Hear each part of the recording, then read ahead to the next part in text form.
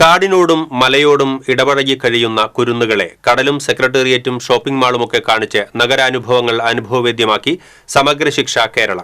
Malakkappara GUP സ്കൂളിലെ വിദ്യാർത്ഥികൾക്കാണ് അപൂർവമായ യാത്രാനുഭവം സ്വന്തമായത്. പാർശ്വവൽക്കരിക്കപ്പെട്ട മേഖലകളിലെ സമഗ്ര വികസനം ലക്ഷ്യമിട്ട് സമഗ്ര ശിക്ഷ കേരള നടപ്പിലാക്കുന്ന 5 വർഷം നീണ്ടു നിൽക്കുന്ന പദ്ധതിയായ സേവാസിന്റെ ഭാഗമായാണ് മലക്കപ്പാറ GUP സ്കൂളിലെ 33 വിദ്യാർത്ഥികളെ പഠനയാത്രയ്ക്കായി കൊണ്ടുപോയത്.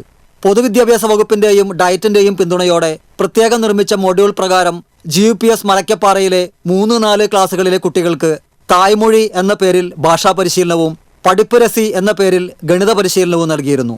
അതിന്റെ ഭാഗമായി ലഭിച്ച മികവുകൾ മുഖ്യമന്ത്രിയെയും വിദ്യാഭ്യാസ മന്ത്രിയെയും കാണിക്കുന്നതിനും പഠനയാത്രയ്ക്കുമായാണ് 3 മുതൽ 7 വരെ ക്ലാസുകളിലെ 33 കുട്ടികളും അധ്യാപകരും രക്ഷിതാക്കളും ജില്ലയിലെ സേവാസ് പദ്ധതിയുടെ ചുമതലയുള്ള ഉദ്യോഗസ്ഥരും ഉൾപ്പെടെയുള്ള സംഘം തിരുവനന്തപുരം സന്ദർശിച്ചത്. മൃഗശാല, പ്ലാനറ്റോറിയം, കോവളം ബീച്ച്, ശംഖുമുഖം, വേളി, ലുലു മാൾ എന്നിവിടങ്ങളിലെ കാഴ്ചകൾ കുട്ടികളിൽ കൗതുകവും ഉല്ലാസവും നിറച്ചു. മുഖ്യമന്ത്രിയും വിദ്യാഭ്യാസ മന്ത്രിയുമായി സംസാരിച്ചത് കുട്ടികളിൽ ആവേശാനുഭവമായി.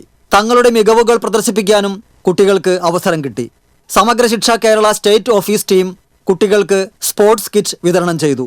അതിരപ്പള്ളി പഞ്ചായത്ത് വിദ്യാഭ്യാസകാര്യ standing committee chairman Rijesh, Thrissur SSK DPOമാരായ VG Jolly, KB Briji, Chalakudy BPC in charge Soumya Menon തുടങ്ങിയവർ പഠനയാത്രയ്ക്ക് നേതൃത്വം നൽകി.